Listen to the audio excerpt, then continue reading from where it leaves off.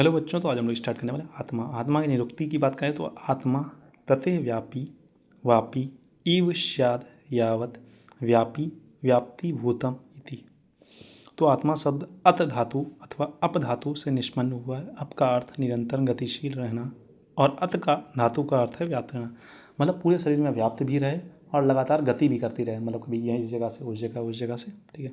अर्थात आत्मा सदैव गतिशील रहती है और सभी में व्याप्त रहती है, इसलिए इसे आत्मा कहते हैं। आत्मा मतलब सभी जगह जो है, पूरी बॉडी में कहीं भी, ठीक है। पर्याय की बात करेंगे तो इसके सर्वक, परमात्मा, अति इंद्रिय, वशी, बीज धर्मा, अनंत, अनंतर, आत्मा, विश्वकर्मा, विश्वरूप, अनादि, ईश्वर, निर्विकार, कर्ता, ज्ञाता इत्यादि। तो इसमें से कोई 2-3 या पर्याय याद कर लीजिए, इतना काफ़ी है, ठीक है। आत्मा के गुण तत्र सुख दुखे इच्छा द्वेषे प्रयत्न प्राण अपानो अपान वे निमेश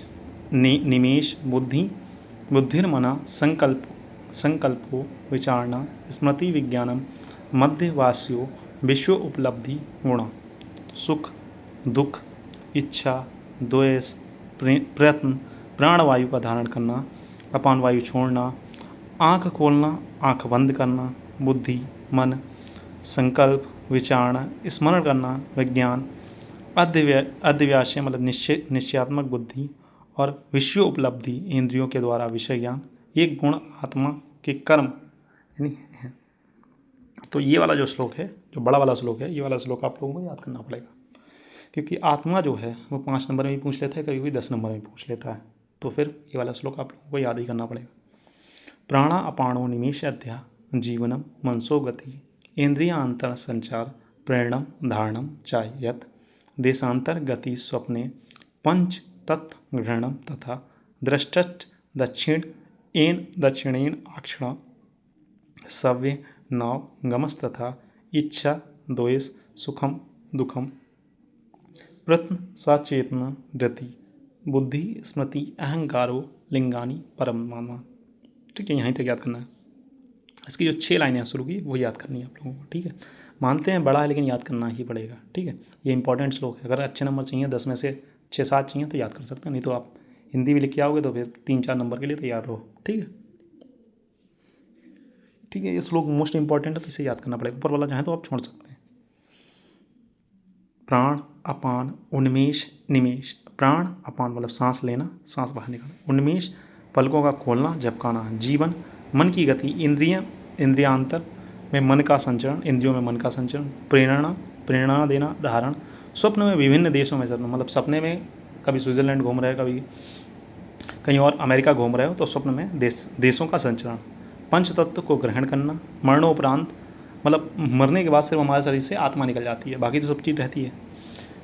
फिर क्या, दाईं आँख से देखी हुई वस्तु को बाईं आँख से वैसा से भी वही देखना, इच्छा द्वेष सुख दुख प्रयत्न चेतना धृति मतलब धारण करना, बुद्धि स्मृति अहंकार का होना, ये परमात्मा के लक्षण है। युक्त लक्षण जीवित प्राणियों में ही मिलते हैं, इसलिए ये आत्मा के लक्षण कहे गए। ये सारे लक्षण जो मिलते हैं वो जीवित प्राणियों में मरने के बाद नहीं मिलते, इसलिए ये आत्मा के लक्षण कहे गए, ठीक है। आत्मा के भेद की बात करें, ज्ञान अधिकरण आत्मा साचा द्विविधा जीवात्मा परमात्मा। तो आत्मा के तर्क संग्रह ने आत्मा के 2 भेद बताए हैं, एक परमात्मा और एक जीवात्मा। परमात्मा तो है वो विभु व नित्य है, मतलब परमात्मा तो हर जगह व्याप्त है, ऐसा हमारे शास्त्र भी कहते हैं और ग्रंथ भी कहते हैं, ठीक है।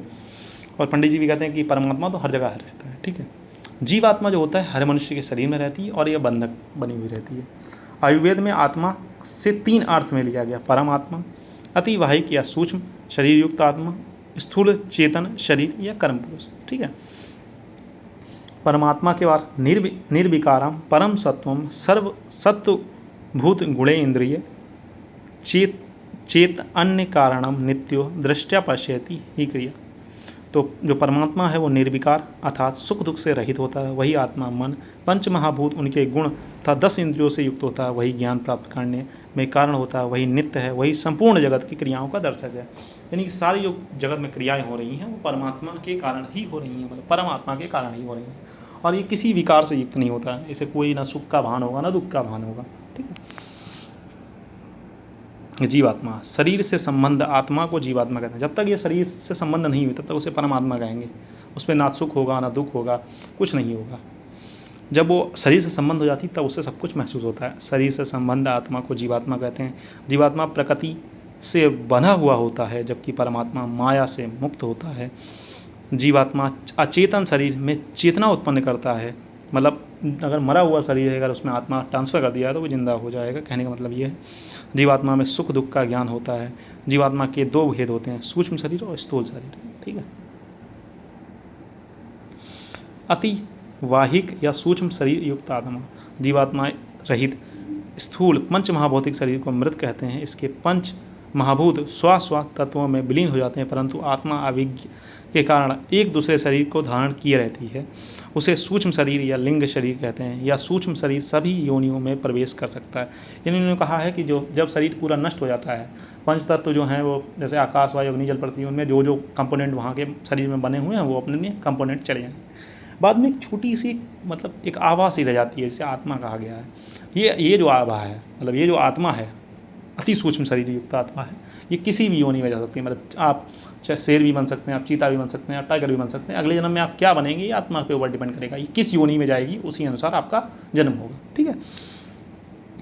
स्थूल चेतना शरीर या कर्म पुरुष, स्थूल चक्षुओं से दिखलाई देने वाले शरीर को स्थूल शरीर कहते हैं। या पंच महाभूतों से निर्मित शुभ अशुभ कर्मजनित सुख दुख आदि कर्म फलों को भोगने वाला और अविनाशी होता है। इसी स्थूल पुरुष की चिकित्सा की जाती है, अर्थात यह चिकित्सीय पुरुष है या राशि पुरुष, संयोग पुरुष, कर्म पुरुष आदि नामों से जाना। इन्होंने कहा जब वो आत्मा जो होती है,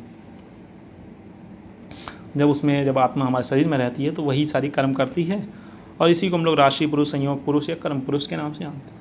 आत्मा के ज्ञान की प्रवृत्ति, आत्मा में कैसे ज्ञान आता है। आत्मा मनसा संयुज्यते मन इंद्रियम अर्थे ततो ज्ञानम। आत्मा ही ज्ञेय यानी चेतन है, यह सब कारणों से संयुक्त होती है तब ज्ञान होता है। अर्थात जब आत्मा मन इंद्रियों के साथ एवं इंद्रियां अपने शब्दादि सब विषयों के साथ संयुक्त करती है तब ज्ञान होता है। अगर इनमें से कोई भी एक मिस होगा, आत्मा चाहे मिस हो गई तो कुछ होगा ही नहीं, तो कुछ भी नहीं होगा। मन अगर मिस हो गया तब भी ज्ञान नहीं होगा। और इंद्रियों के अर्थ, जैसे किसी की आँख में कोई डिफॉर्मिटी है तो वो भी नहीं देख पाएगा। जब तक ये तीनों चीज़ें एक साथ कंबाइन नहीं होंगी तब तक आपको ज्ञान नहीं। ठीक है। अगले लेक्चर में हम लोग निद्रा को पढ़ेंगे। ठीक है बच्चों, तो आज के लिए इतना ही। अगर कोई समस्या होती है इसमें जो श्लोक आपको बताएं, प्राणापानो निमेश अध्याय जीवनम मनसो गति इंद्रियांतर संचार प्रेरणम धारणम चाहिए, तो वो वाला श्लोक आप लोगों को याद करना पड़ेगा। ठीक है। वो श्लोक मोस्ट इंपॉर्टेंट है, याद करके जाइएगा, क्योंकि ये 10 नंबर का क्वेश्चन भी आत्मा का आ जाता है और 10 नंबर में इसमें इतना कंटेंट नहीं मिलता कि आप लिख पाएँ। ठीक है। तो श्लोक लिख देंगे, श्लोक का हो गया 3 नंबर, बाकी आप 1 डेढ़ पन्ना लिख देंगे तब भी आपको 6-7 नंबर मिल जाएंगे। श्लोक नहीं लिखोगे तो भाई अपना जानो। ठीक है बच्चों, तो आज के लिए इतना ही। मिलते हैं नेक्स्ट लेक्चर में, तब तक के लिए हैव अ नाइस डे। पढ़ते रहें, मस्त रहें।